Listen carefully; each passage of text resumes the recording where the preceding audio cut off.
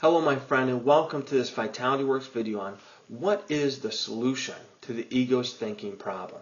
And my name is Kyle Payne, and I started this VitalityWerks community with the sole purpose of helping people just like you, that just like you are willing to go to new lengths that you're demonstrating by watching this video to solve your ego's thinking problem. So what is, again, the solution to the ego's thinking problem? And before we get to that, I want to start off with just a quick rehash of what the ego's thinking problem is in order to understand the solution better.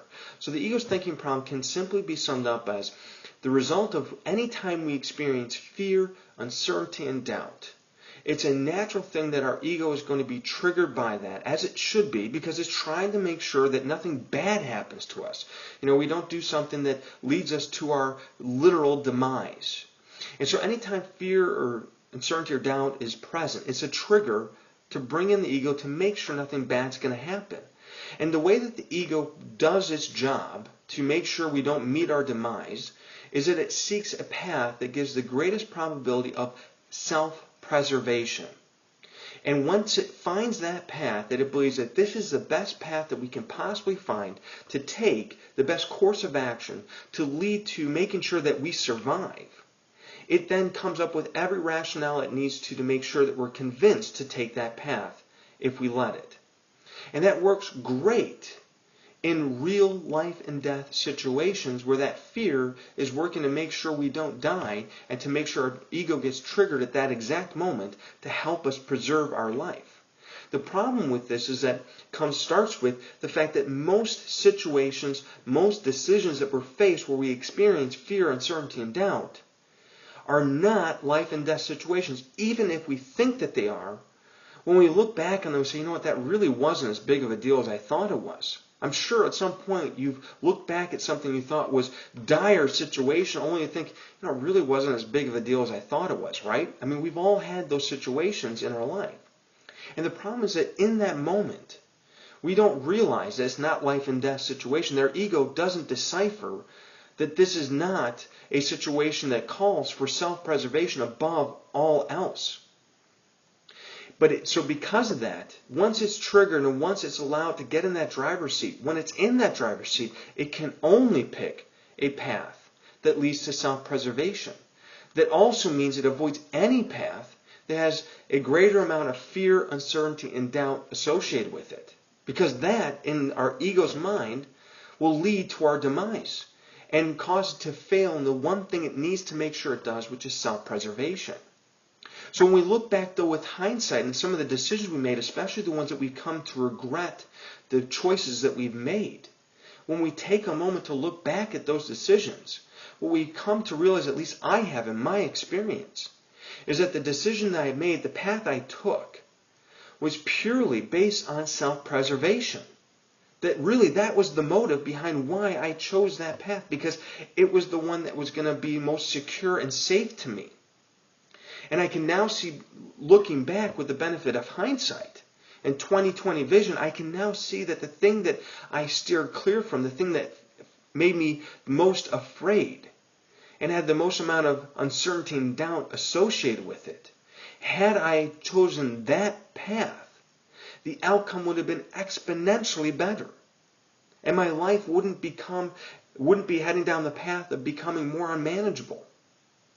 So that is the ego's thinking problem. So the solution to the ego's thinking problem is really, in a general sense, anything that will cause our mind to shift in that moment of choice, to choose to not serve our ego and its need for self-preservation above all cost, and a choice to serve some power that's greater than our ego, that's willing to choose a path that is not based on self-preservation, but rather is a path based on serving other people through being compassionate for other people. If we can find a solution that helps us make that choice to shift that as a result shifts our mind from serving our ego to serving a power that's greater than ourselves, that can choose that path of serving others through being loving and compassionate, what we experience as a result of making that choice is we can choose the right path in hindsight. And we can experience, instead of the fear, uncertainty, and doubt that just grows and compounds from choosing self-preservation, ironically, we can begin to trade that in and experience peace, harmony, and vitality in all situations in life, making it easier to continuously choose the path that serves other people, that allows us to do the things we're afraid of, that allows us then to get the results we can't deny. So any solution that does that is a solution to our ego's thinking problem. And because that means that there are many paths, many solutions. Anything that does that is a solution. And there are many paths. In our community, we choose to focus on one path that we have taken because we have actually taken the path. And we have experiences that we can therefore share with you. But know that this is just a path, not the path. And with this path, we share this path with you because we know it works, because it's worked for me, it's worked for other people when they've taken this path. So what is this path? What does it look like? Well, this path is built on 12 spiritual principles that when acted on, when I have acted on these 12 spiritual principles, I have experienced that shift from seeking to serve the purpose of my ego and self-preservation through self-seeking and selfish behavior, to shifting to a purpose of serving other people and having compassion for them, and to be looking at them from an unconditional love and compassion for them despite what they may have done to me. And through that I can be of service to them in a way that's valuable and allows me the peace, harmony, and vitality that I get when I serve this power that I believe is greater than myself and my ego, because it can do for me what my ego cannot do, which is choose a path other than self-preservation when faced with fear, uncertainty, and doubt. And so these principles I've enacted in my life, and I've gotten these results. So my solution to you within this community is simply sharing my experience, strength, and hope as it relates to each one of these spiritual principles and the action I took, with the hopes it gives you the ability to do the same in your own life, to have your own personal experience with this, to understand in the way that only can be understood once you've taken action on this and experienced it. But before you pass judgment on whether or not this path is right or wrong for you, I encourage you to postpone that judgment, to get to know me and my story a little bit better in my 3-part VitalityWerks Bootcamp series, where I'll take you through in 3 parts my story. And specifically, in that first part, I'll share with you what I was like before I found this solution and how my life was becoming more and more unmanageable because of my ego's thinking problem. So you can see that I'm probably just like you in a lot of ways that you never would have guessed. And not only am I like you, but we're like everyone. Everyone suffers from this problem on some level. So you can see that what I was like before, I got to a point where in the second part I share, I got to a point where my life was becoming so unmanageable that I said enough was enough. This has to stop. I'm willing now to take the action that these 12 spiritual principles ask me to take in order to get the peace, harmony, and vitality that I know I can have if I take it. And that second part is all about that decision that I had to make. And only I could make that decision, and no one can force me to that point. Only I can make that decision, and I could have made it at any point. And at this point where I share in the second part of my bootcamp series is where I made that decision. And I share that with you, with the hopes that it is an inspiration to you. It gives you courage that you too, if you say enough is enough, and that could be at any point you decide, you too can make that decision and be able to go on to do what I did in the third part, where I share with you where I'm going as a result of this decision that I made, and how you can play a part in this in helping me help other people. Just as I am helping you, hopefully, in this process, you can play a part in helping someone else out there who's still suffering from their ego's thinking problem, and you can be the difference in them finding a solution. And I share with you in the third part how that's possible. And once you've gone through my VitalityWerks Bootcamp series, you're ready to make the decision of whether or not you want to walk this path.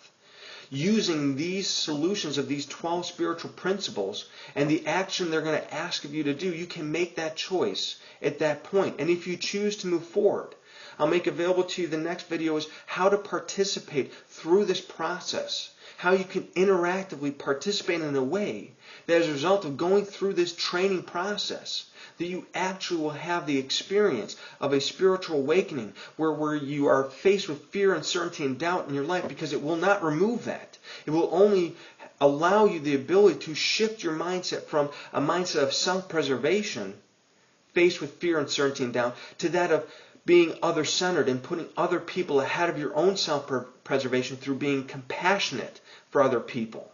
And that will allow you to experience the solution.